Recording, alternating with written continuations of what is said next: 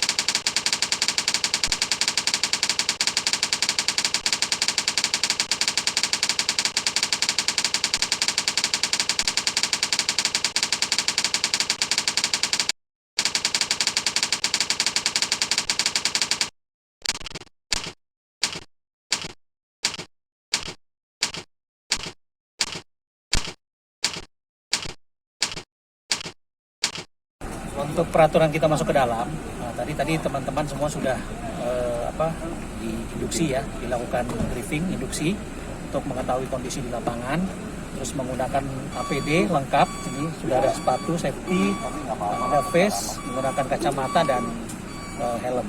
Nah, nanti berikutnya kita masuk ke dalam, itu kendaraan yang digunakan, itu kita juga tidak bisa sembarangan, kita menggunakan mobil double garden 4x4 dengan warna yang terang, biasanya warna putih. Kalau di kami warna putih. Jadi mobil, walaupun ini double garden, kalau berwarna hitam dia nggak bisa masuk. Terus harus ada rotary juga. Safety-nya semua harus lengkap juga. Ada roll bar-nya. Jadi kita masuk nggak boleh sembarangan. Nah, bukannya kita selama ini melarang orang masuk, tapi dengan aturan gitu. Tadi teman-teman mungkin mengalami kita dilakukan swab PCR kalau dari sisi COVID-nya ya. Semua kita harus dilakukan itu, jadi tidak bisa sembarangan sebenarnya.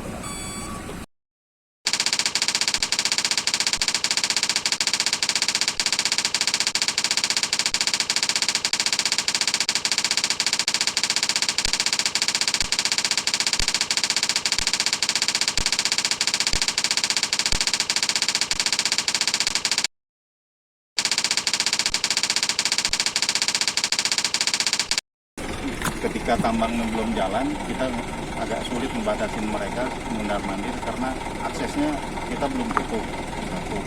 Yang kedua, ada beberapa lahan yang walaupun sudah kita beli, tapi belum kita bongkar. Jadi dia masih pakai buat berladang. Ya kita kasih lah.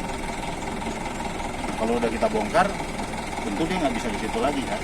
Nah, karena ada alasannya itu, masih ada kelapa kami di situ, masih ada, walaupun bukan kelapa kami ya, tapi sudah punya DPM. Tapi kita memang dalam pembebasan lahannya kita kasih tahu, selagi tanahnya belum kita gunakan, hasil buahnya silakan tetap diambil. Jadi mereka masih main-main ke ladang.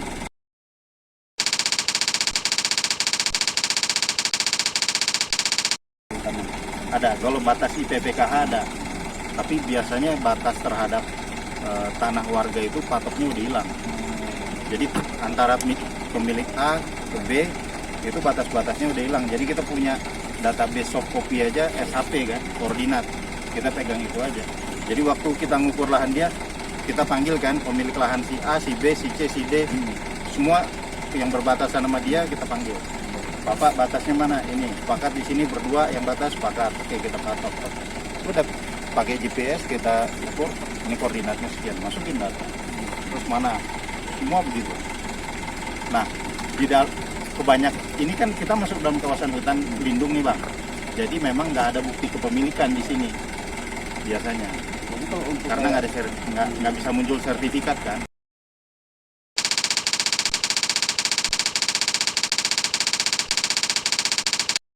kalau ganti rugi lahannya kesepakatan kami dengan warga, tapi tanam tembusnya kita mengacu pakai harga yang ditentukan oleh Pemkab. Jadi dinas pertanian, rapat tuh dinas pertanian, dinas apa semua rapat, keluarlah SK Bupati terkait harga tanaman. Tapi harga ini nggak kita pakai untuk klub, pakai harga itu juga, cuma jadi acuan. Biasanya masyarakat minta jangan begitulah, naikin dikit.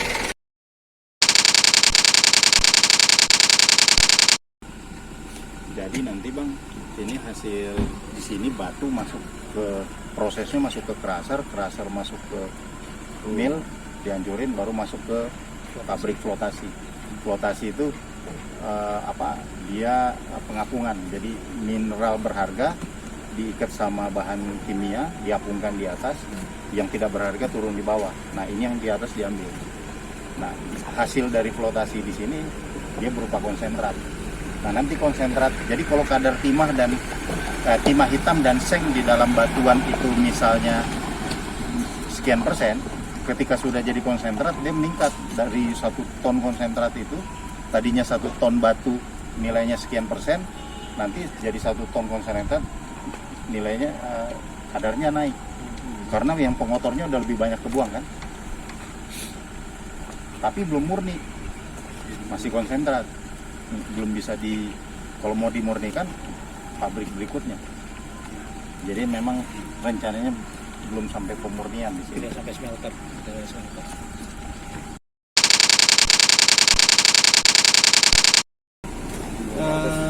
Hampir 9 juta, 8 juta sekian. Karena ini salah satu dari perubahan AMDAL ini adalah perubahan mulut terowongan, sehingga mengurangi juga pengambilan ore kita. Ada mengurangi sampai dengan 300.000 tonan pengurangannya, karena kita harus menyisakan roof-nya. Jadi kalau diperkirakan produksi sengnya perak berapa? Oh enggak, kita nggak ada perak. Kita zinc sama PB aja. Peraknya itu pengotor. Zinc sama timah hitam.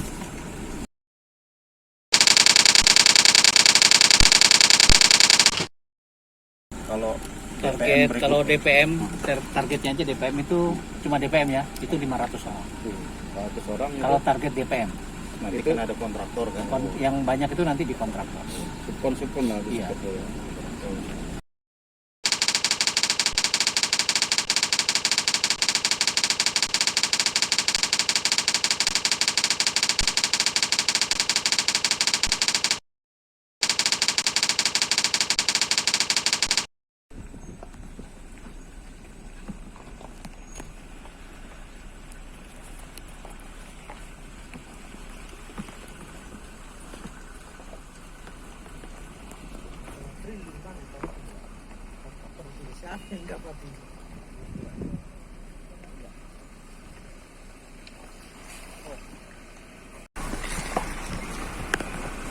Balik.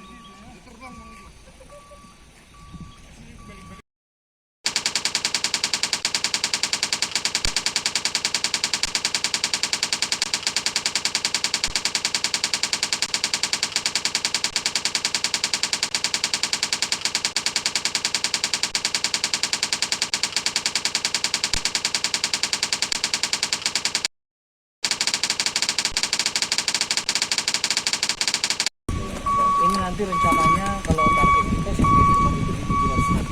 700.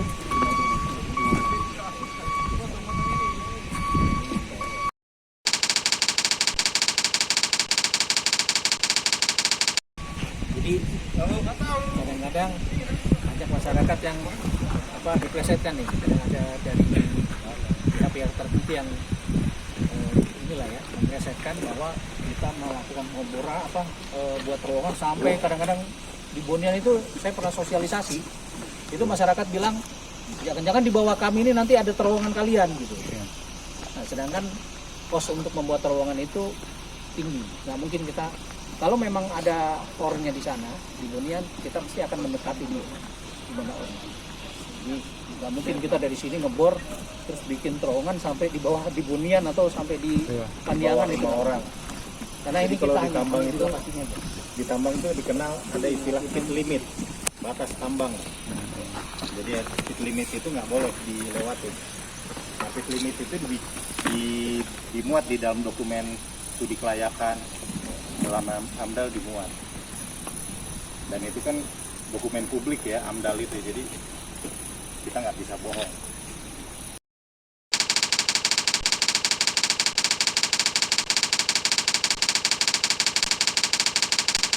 Ini pintu berapa Pak? Lubang ke berapa? Ini portal pertama. Nah, nanti dari sinilah kita mengeluarkan or itu dari sini. Nah, nanti terowongan yang 1, 2 itu hanya buat ventilasi, hanya buat masukkan angin, udara dan mengeluarkan udara. Nanti ada berapa Pak portal kita? Ada 3 portal. Portal kedua dan ketiga sudah ada mulut portalnya Pak? Belum ada. Belum ada. Baru ini ya Pak ya? Ini.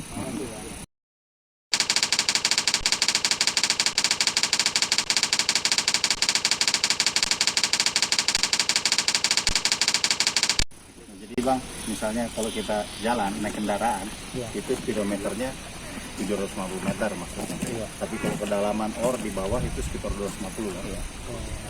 Jadi dia turun nanti mungkin jalan lagi.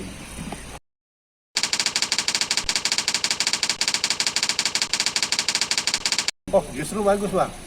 Jadi biasanya tambang bawah tanah itu kualitas udaranya lebih bagus daripada di luar karena dia kan kita pakai kompresor nih, pakai alat.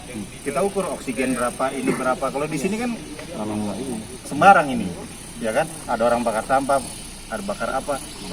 Nah, kalau di dalam justru enak kita tidur. Karena diukur tuh CO2 berapa, O2 berapa, ini berapa. Ngalir dalam pakai ventilasi. Oksigennya bisa lebih diatur bersih Pak. Lebih enak biasanya kalau tambang bawah tanah udaranya. Saya masuk terowongannya Antam aja di bawah. Itu bawahnya mau selonjoran Bang. Emang enak, sejuk, udara enak.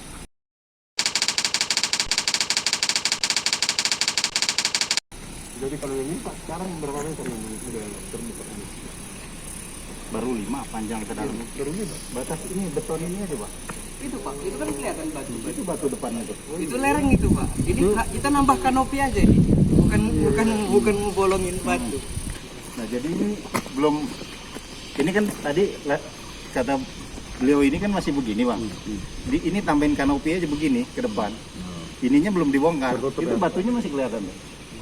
Jadi panjang ini kanopi aja 5 meter ini. Jadi untuk proses berapa lama lagi Pak untuk pengerjaan dalamnya?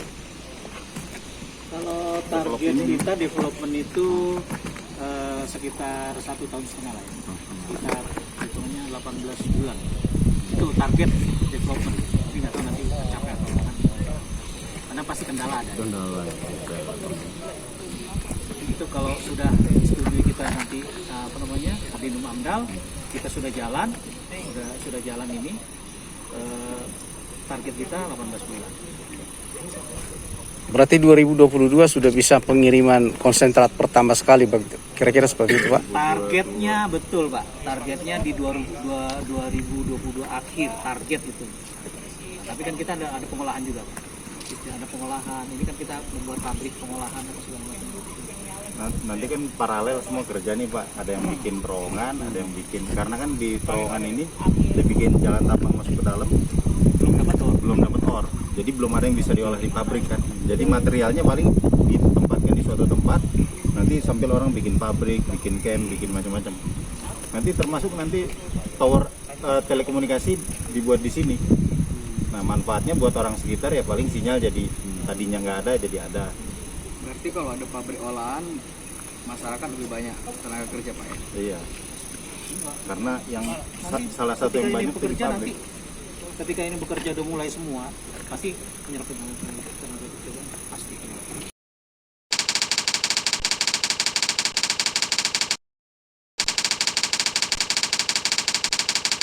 Kita kerjasama dengan PLN. Oh, nggak buat apa turbin sendiri Pak? Kalau kan sumber energi itu ada banyak tuh Pak di sini. Kalau yang paling kalau bikin PLTU jelas susah ngangkut batu bara ke sini kan, atau ngangkut BBM. Belum lagi nanti jadi persoalan pencemarannya lagi. Kalau PLTU, kalau PLTA kita harus ngukur air ini berapa banyak.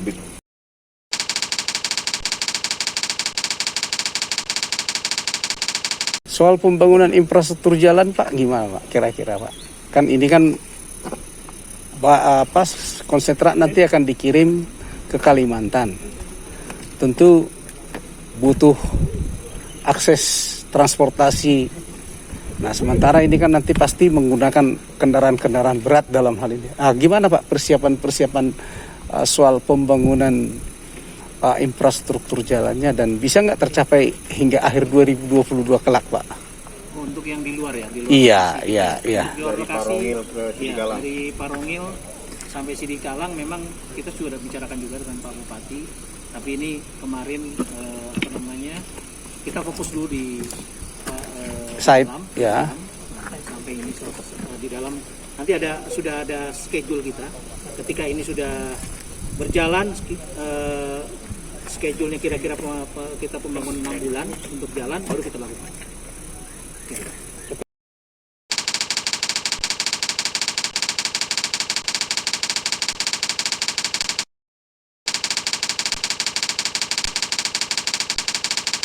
Satu lagi Bos, untuk menjadi timah kita sekitar berapa persen bisa kita murnikan di sini?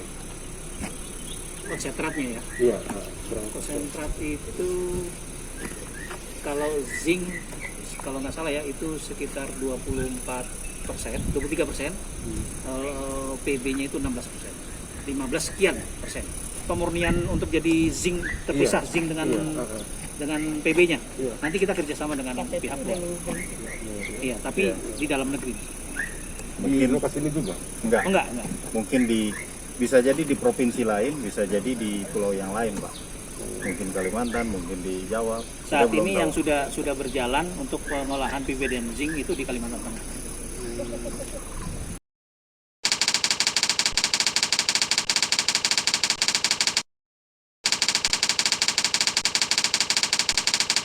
Karena memang kalau bangun smelter itu Pak, pertama butuh listrik besar, yang kedua kosnya gede sekali. Yang khusus kalau PB, smelter pemurnian PB itu biayanya nggak mahal, tapi kalau seng itu mahal.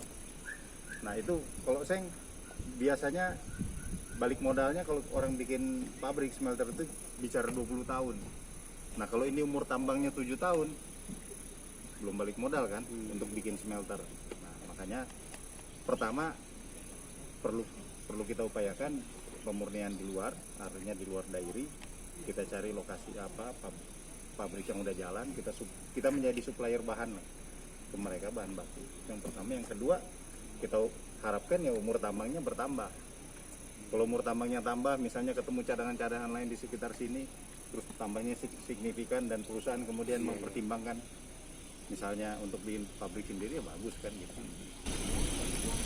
Karena sebelumnya kami dapat informasi pemurniannya dilakukan di Jepang.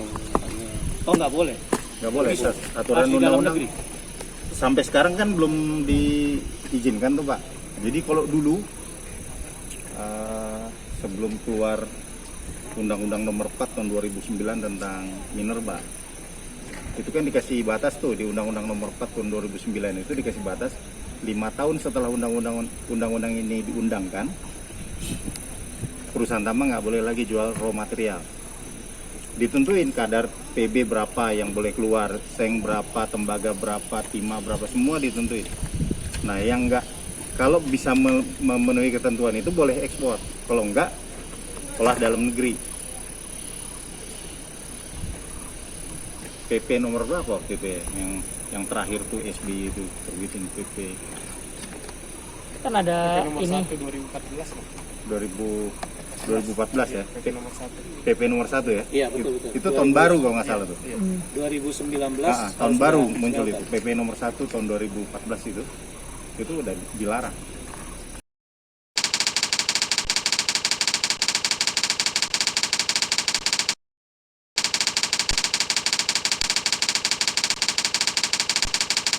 Ini kita lakukan penguatan lereng tanah longsor. Ini seperti dilihat itu ada kabel ya keluar dari itu. Nah itu kita bor ke dalam, itu dipasang sling, dimasukkan ke dalam untuk dibor supaya ini pakai kabel bor. Sama ini juga kecil. Tujuannya tadi Supaya untuk menguatkan lereng supaya tidak terjadi longsor. berarti ini semacam mitigasi Pak ya, mitigasi potensi bencana lah Bisa kira-kira. dibilang iya penguatan, salah satu penguatan.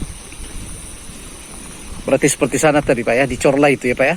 Iya betul, itu dicor. Nantinya begitu, ini juga begitu. Nanti daerah-daerah yang rawan yang memang di bawah ambang batas perhitungan safety factor kita lakukan penguatan.